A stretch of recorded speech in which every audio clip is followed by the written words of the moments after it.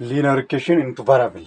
Linear equation into variable የምንለው which can be written in this form ax plus by is equal to c። በዚህ ፎርም የሚጻፍ ማንኛውም ኢኩዌሽን ሊኒየር ኢኩዌሽን ኢንቱ ቫራብል ይባላል። ሁለት አይነት ቫራብል ነው፣ ኤክስም ዋይም ስላለው ማለት ነው። ኤክስም ዋይም ስላለው ነው ቱ ቫራብል የተባለው ለዛ ነው።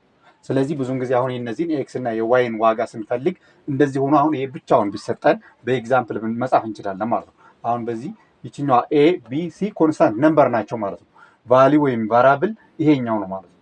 ይሄኛው ቫራብል ኤክስ ቫራብል ዋይ ይባላል ማለት ነው። አሁን ይችኛዋን 2x ፕላስ 7y is equal to 10 ብለን መጻፍ እንችላለን ማለት ነው። አሁን እዚህ ጋር ላይ ግን ኤክስ እና የዋይን ቫልዩ ፈልጉ ብንባል እዚች ላይ ቆመን አሁን መፈለግ አንችልም። ኢኩዌሽኑ አንድ ብቻ ስለሆነ ማለት ነው። የግድ ኢኩዌሽኑ ሁለት መሆን አለበት ማለት ነው። ሁለት መሆን አለበት። ዛት ሚንስ a1 ኦቨር a1 x ፕላስ b1 y is equal to c1 a2 x ፕላስ b2 y is equal to c2 እንደዚህ መሆን አለበት ማለት የግድ እንደዚህ ሆነ። ሁለት ኢኩዌሽን ሲሆን አንዱን እናጣፋና መጀመሪያ ኤክስን ዋጋ እንፈልጋለን፣ ከዚያ የዋይን ዋጋ እንፈልጋለን ማለት ነው። አሁን ይሄኛውን በእንትን ስንጽፈው በኤግዛምፕል ፎርም እንደዚህ ሊሆን ይችላል ማለት ነው። 2x ፕላስ 7y is equal to 10 አለ። የላኛው እንዳለ እንወስድና ሌላ እንጨምርበታለን ማለት ነው።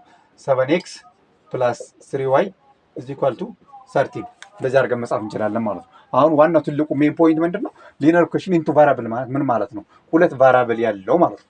ሁለት ቫራብል ያለው ኤክስ ኤንድ ዋይ ያለው ማለት ነው። ሌሎች ኤ1 ኤ2 ቢ1 ቢ2 ሲ1 ሲ2 እነሱ ኮንስታንት ነምበር ናቸው ማለት ነው። ኮንስታንት ነምበር ስለሆኑ አሁን ይችኛዋ ሁለት ቫራብል ስታዩ ሊኒየር ኢኩዌሽን ኢንቱ ቫራብል መሆኑን መዘንጋት የለባቸውም ማለት ነው። ላይክ ፎሎ ሼር ማድረግ እንዳይረሳ። ቴንክ ዩ